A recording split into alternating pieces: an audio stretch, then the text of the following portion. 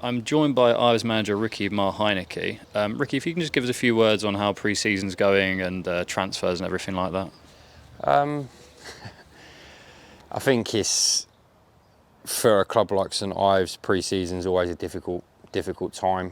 Obviously, it's been well documented. We've lost a few, which is in most cases brilliant. In terms of, we want players to use our club as a platform to progress, and two players have stepped up in Dan and Will. And we wish them all the best in the Conference North next season. Losing Alex Collard was a blow, but completely understand and respect his decisions for wanting to move on.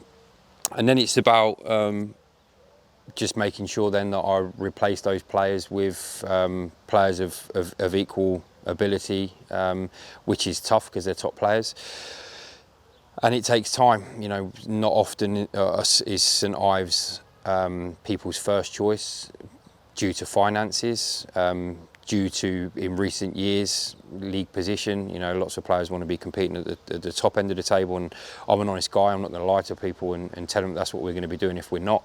So we have to be clever and smart with our recruitment, and you know, my only message to the supporters is, it's not who you lose, it's who you replace them with that's important. So that's what we've been working hard with. I'm really excited with the players that we've got. I think that especially at the top end of the pitch at this moment in time, we've made some really impressive signings, and with Michael Richards and Kobe Chong coming back from injury, they're you know, two unbelievable players at our level that I like new signings. So it's been slow, of course, but really happy with where we're at the moment.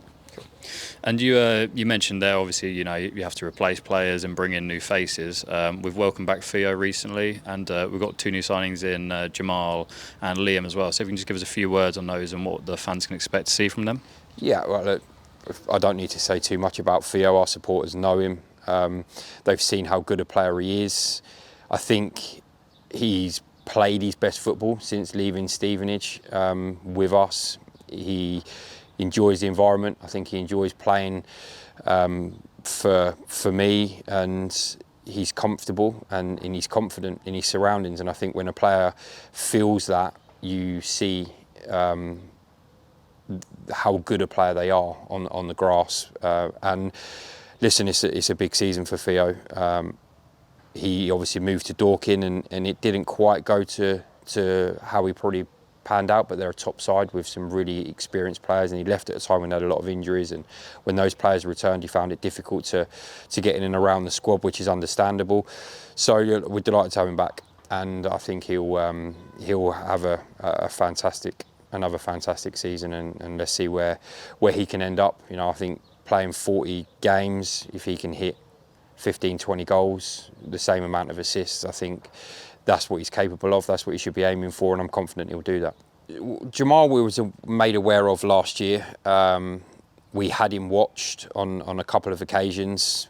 We were going to make a move last year, but we felt that it would probably be, because he was doing well, and Diamonds had a good end to the season, so we felt it was we didn't want to rush the decision. So he was top of our priority list to speak to in the close season. I had one conversation with him, and I think lots of negotiations between players and managers are really difficult. They take a lot of time. They take a long time to get over the line.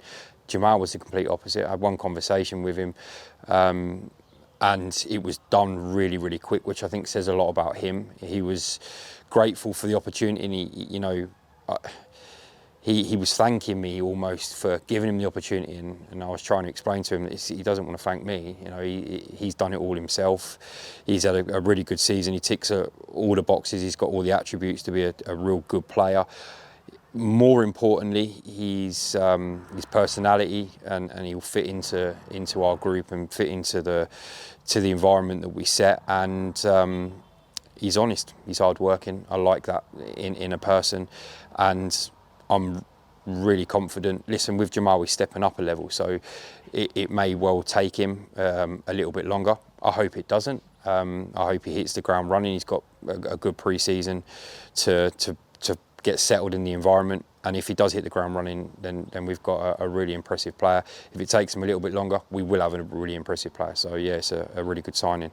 And then Liam Cross, listen, worked with Crossy a few years ago now when he was a pro at Northampton. Unbelievable player, unbelievable, exciting.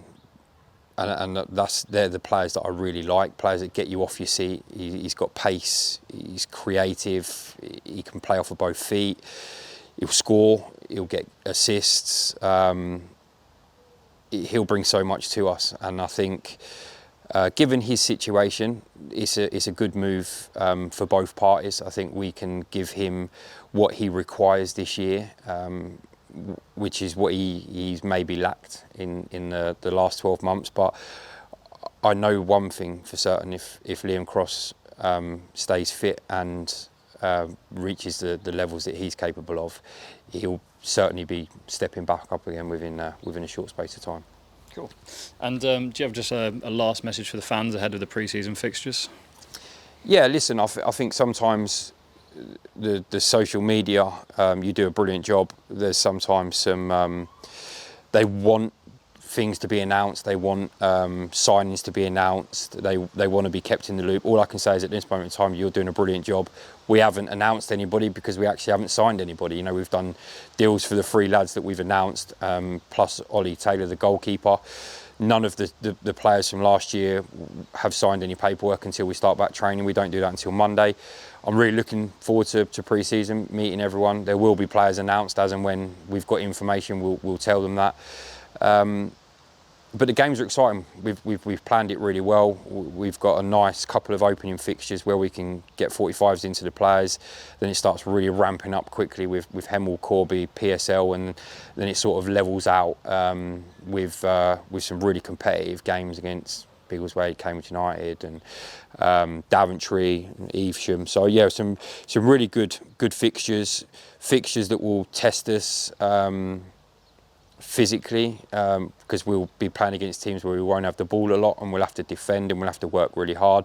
There'll be some games where we'll probably have more possession than the opposition, so it's about making sure that we use those games in the right way. But no, there's a real good balance, and I'm looking forward to it. I really am. It's been a long, tough summer, constantly on my phone for the last 6 weeks trying to retain players and bring players in. So to actually get everybody in and get on the grass, start working, start preparing for next season, it will be a bit of a break, but also hopefully make the last 6-8 weeks all worthwhile. All right, well, thank you very much for your time, Ricky. I really appreciate it. Cheers, mate.